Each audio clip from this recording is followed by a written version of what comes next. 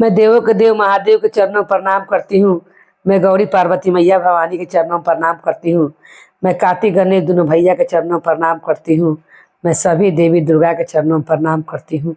जितने गुरु भाई बहन लोग उनको मैं प्रणाम करती हूँ और महादेव से ही दया मांगती हूँ कि हे महादेव आप सब पर दया कीजिए, आप पल पल दया कीजिए। हे महादेव गुरु भाई बहन लोग होली की शुभकामना, जितने गुरु भाई बहन लोग हैं सब गुरु भाई बहन लोग के होली की शुभकामना कर रही हूँ। आज आप लोग गुरु भाई बहन लोग, आज आप लोग मैं कैसे व्यक्ति को अगर कोई 10 आदमी एक बात समझाए, एक आदमी को अगर 10 आदमी एक ही बात कहत होके तो आदमी को बात पर मानना चाहिए। ये नहीं कि 10 आदमी कोई बात कह रहा है तो बात को टाल दे। इसी के बारे में शिव चर्चा कथा है गुरु भाई बहन लोग। कथा को शुरू से अंत तक देखिए और इसका रहस्य को जानिए। एक गांव में एक ठेला वाला था।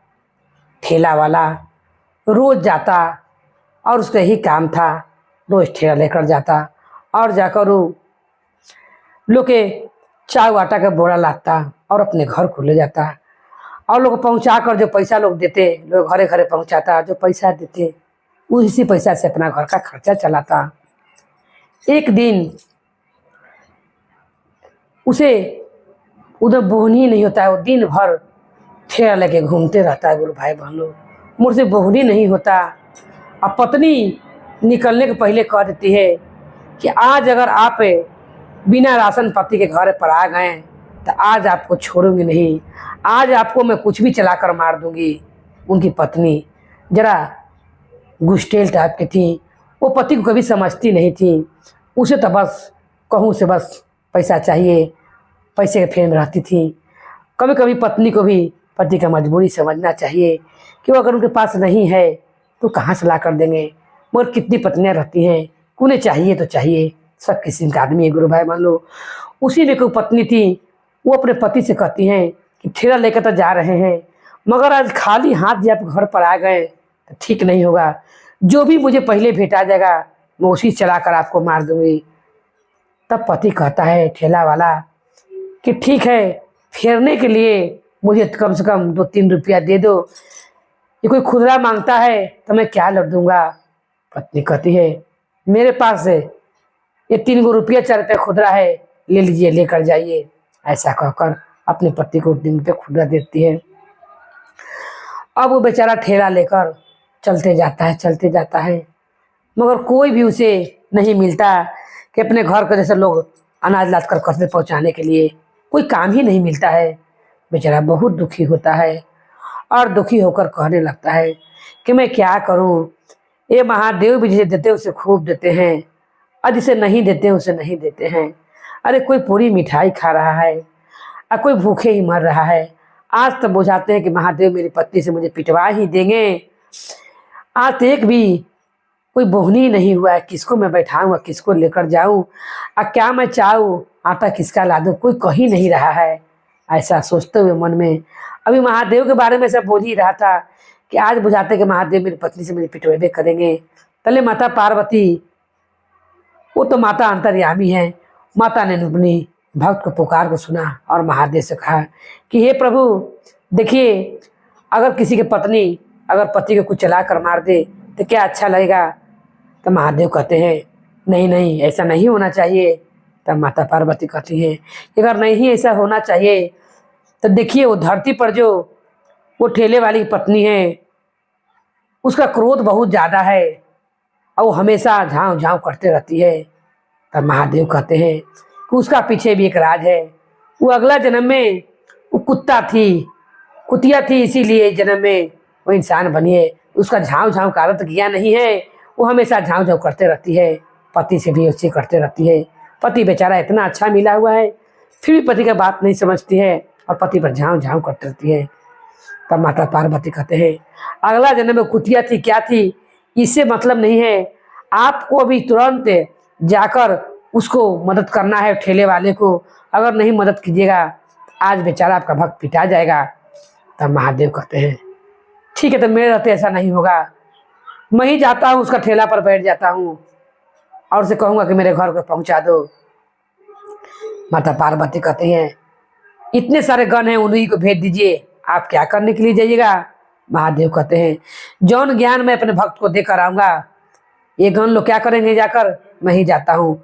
एक महात्मा का रूप धर कर साधु बाबा बड़े बड़े जाटा वो लेकर बैठ जाते हैं और रास्ते में कहते हैं कि बाबू मुझे उससे चल नहीं हुआ रहा है, ऐसा करो कि अपने ठेले पर बैठाकर मुझे कुछ दूर जाना है, जरा उतार दो।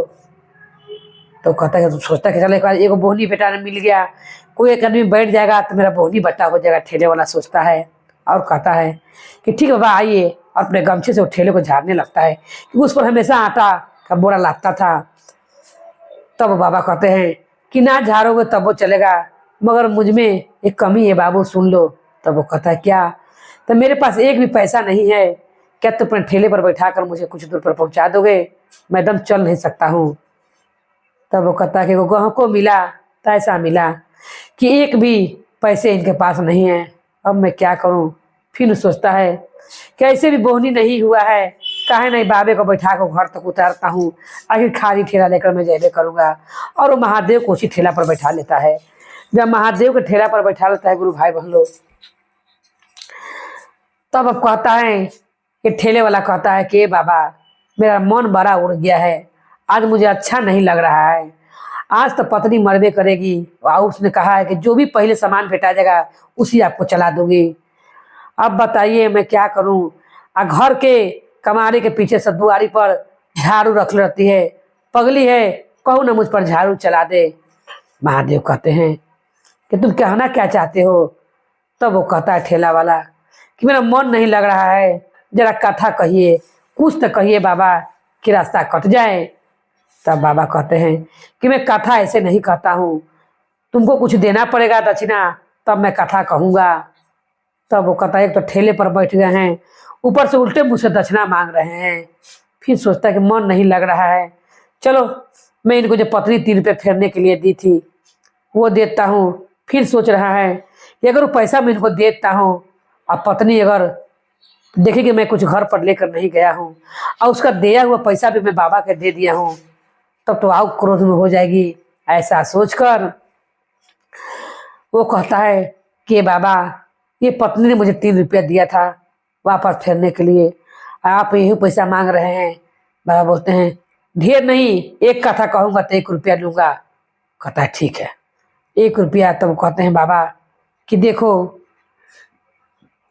अगर तुम्हें कुछ भी समझ ना आए और जहाँ पर 10 आदमी तुम्हें एक ही बात कोई कहते रहे, उस बात को अनदेखा नहीं करना, उस बात पर गौर करना और 10 आदमी का बात मान लेना, कहूँ उसमें तुम्हारा भलाई छुपा हो। कथा हो गया। तब कहता है ठेला वाला कि ये बाबा ये कौन कथा आपने कहा है, ये बताइए कि 10 आदमी के बात मान लेना, कहूँ उसमें तुम्हारा भलाई छुपा हो और उस बात को अनदेखा नहीं करना, ये कौन कथा है बाबा? कहे कि यही कथा है, अब 1 रुपया निकालो। अब वो 1 रुपया देते हैं, कहते कि बाबा अच्छा मैं बात को याद रखूँगा। फिर कुछ दूर चल के जाते हैं तो कहते हैं कि बाबा बड़ा तन्नी कथा आपने कहा, अरे कुछ लंबा कथा कहिए कि तनी समझ में आए। तब कहते हैं दूसरा कथा 2 रुपये देने के लिए तैयार रहना, मैं दूसरा कथा कहता हूँ। कभी भी कोई राज होके, कोई बात होके पत्नी से नहीं बताना, कोई औरत जात के बात पेट में नहीं पचता है, अगर किसी से कह दिया तो बड़का बवाल हो जाएगा और तुम्हारे पास जो भी है वो भी चला जाएगा। वो कहता ये कौन बात है बाबा? कहते कि ये मेरी बात को गिरा पार लो, ऐसा कभी जरूरत लगे जो तुम्हारे लायक हो ही कहना, कोई ऐसा बात पत्नी से ना कह देना कि पूरा गांव में ढिंढोरा हो जाए। तुम विश्वास कर पत्नी से कहो और पत्नी से कोई पूछे तो तुम्हारा पत्नी उससे बता दे तो पूरा गांव में बवाल जवाल हो जाएगा।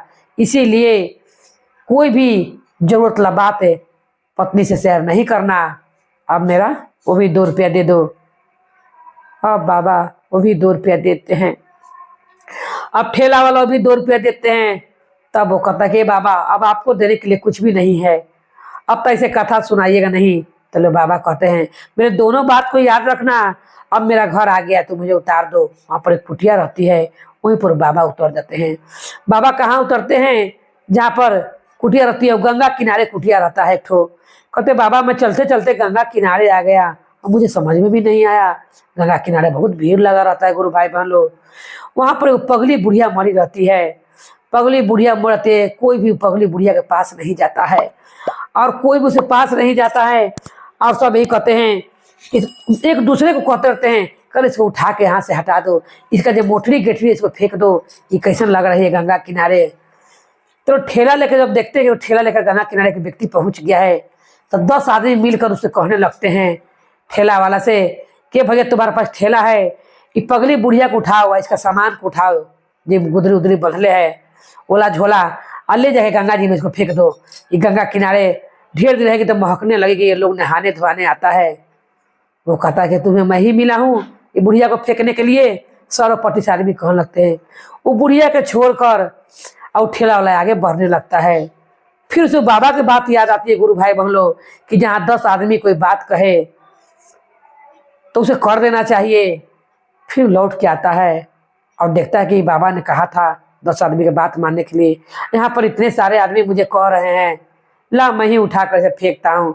और जैसी ये बूढ़ी मामा को पगली को ठेला पर लाता है और उनकी झोला को रखता है और वो आगे ले जाने लगता है गंगा जी में नहाने के लिए। पहले सोचता है कि झोले में पनिया फेंक दें, जो गुदरी गुदरा उनको रहता है। वो झोला में से ढेर सारा सोना चांदी पैसा गिरने लगता है। वो पगली बुढ़िया ढेर सारा धन रख लेती झोला में, जहाँ तक लेकर जाती थी। तब वो सोचता है कि बाबा के बात ने तो काम कर दिया, अगर मैं बाबा का बात नहीं मानता और मैं 10 आदमी कहा नहीं करता, छोड़कर चलाता, तो इतने सारा धन मुझे कहाँ से मिलता। तब वो सोचता है कि इस बुढ़िया क्यों मैं पानी में फेंक दूं, क्यों ना चंदन की लकड़ी कीन कर, इस बूढ़ी के पास इतना पैसा है तो क्यों ना इसके चंदन की लकड़ी कीन कर और इस बूढ़ी को मैं अंतिम संस्कार कर दूं। गुरु भाई बहन लोग, वो गंगा किनारे बेचारा ठेला वाला ये नहीं कि धन मिलने के बाद छोड़कर भागता है, ऐसा नहीं करता है। ऐसा इंसान को होना भी नहीं चाहिए, इंसानियत कभी नहीं मारना चाहिए। उसे पैसा मिलने के बाद उसके मन में ख्याल आता है कि जिसका पैसा इतना है उसको गंगा जी में क्यों फेंकूं, क्यों ना चंदन का लकड़ी कीन कर मैं जला दूं। और वो चंदन का लकड़ी कीनता है उसी धन से, और कीन कर बूढ़ी को जब परी गंगा किनारे अंतिम संस्कार करता है। वहीं पर ब्राह्मण लोग के दान पुण्य देकर, बूढ़ी के पैसा में से दान पुण्य देकर अजय बचता है, लेकर पैसा घर पर आता है। वो झोला के मोटरी गुरु भाई लोग पीछे कई लड़ता है। जैसे द्वार पर आता है सोचता है कि झोला का मोटरी तो पीछे है, पत्नी तो सोचेगी मैं खाली हाथे आ गया हूँ, कहूँ कुछ चला ना देवे। पहले पत्नी जैसी क्रोध में थी, जैसी वो चलाने ही वाली थी, उसी उतने में वो क्या करता है कि पैसा का थैली पत्नी के सामने फेंकता है। ढेर सारा पैसा गिरा देखकर पत्नी अचंभो हो जाती है, सब पैसा बटोरने लगती है और पति के मारने के लिए भुला जाती है। वो पूछबो नहीं करती कि पैसा कहाँ से आया। वो पैसा से ठेला वाला खूब सुंदर घर बनाता है और ढेर सारा खाने का सामग्री मंगाता है और उसके घर में अन्न धन पूरा भर जाते हैं।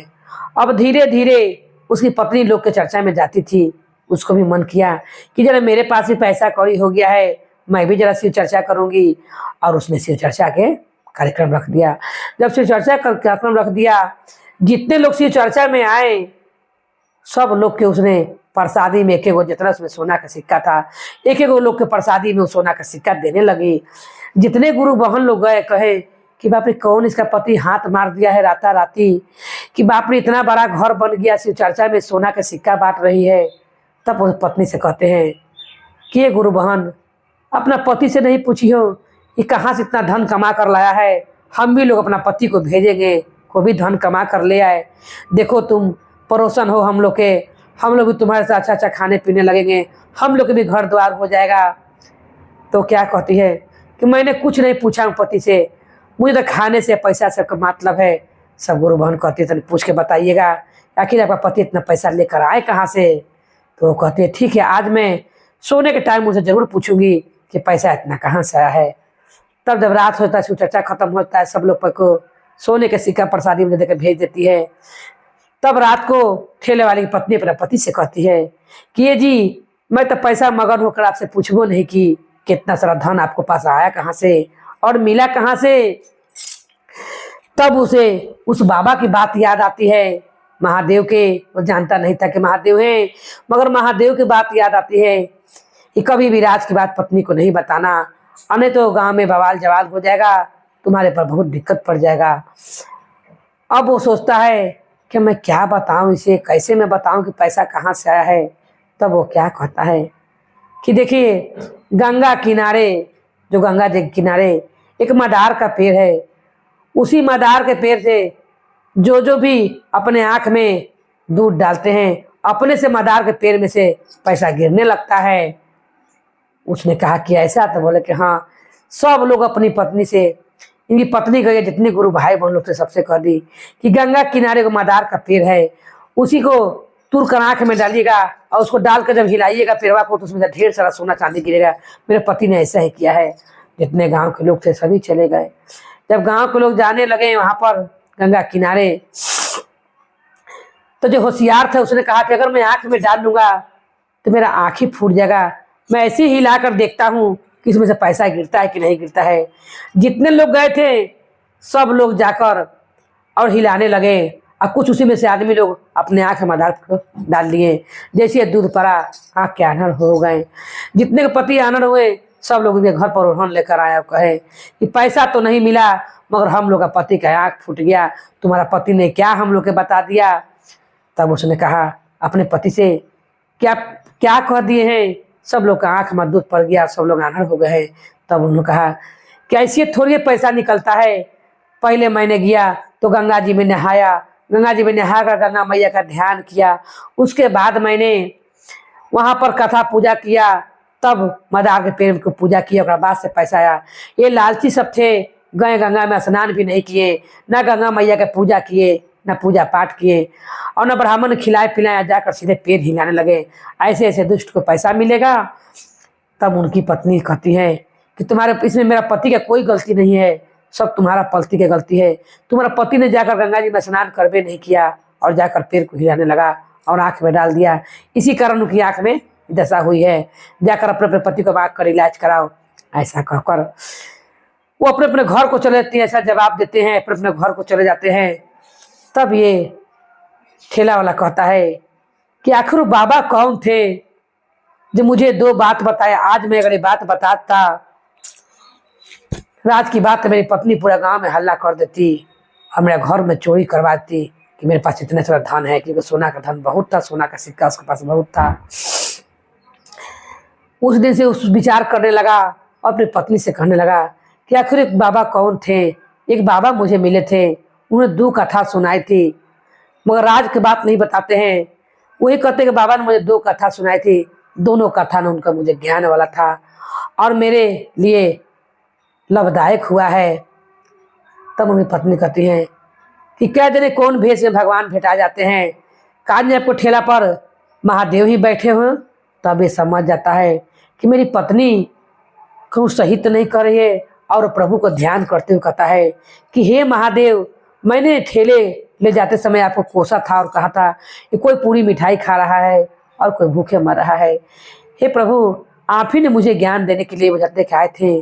अब मैं समझ गया कि और कोई नहीं, वो आप ही थे। और सही में गुरु भाई बहन लोग, वो महादेव ही थे। जो महादेव ने 2 कथा कहा था, तो कथा से ही सीख मिलता है कि कभी भी 10 आदमी का बात को मानना चाहिए। 10 आदमी अगर कोई बात कहे तो उनका बात पर ध्यान देना चाहिए, या फिर वो क्या कह रहे हैं। जहाँ एक आदमी कोई बात कहे या जहाँ 10 आदमी, उनका बात पर गौर करना चाहिए। कभी कभी बात फलदायक होता है और कभी कभी दुख से व्यवहार करता है। जिस तरह उस ठेले वाला का दुख खत्म हो गया, महादेव का उसने बात माना था, तो वो महात्मे समझ कर बात माना। भगवान तो स्वयं उनसे रूप दिखाए नहीं थे, मगर उनका कथा उन्हें काम कर दिया और उन्हें ज्ञान दे गया। इसीलिए कोई भी कथा को शुरू से अंत तक देखिए, सुनिए और रहस्य को जानिए कि इस कथा में क्या रहस्य छुपा हुआ है। इसी में गुरु भाई बहन लोग ज्ञान की बातें भी छुपी रहती हैं और कथा से ही ज्ञान होता है। बोले हर हर महादेव की जय, गौरी पार्वती मैया भवानी की जय, भैरव भैया की जय, हर हर महादेव की जय।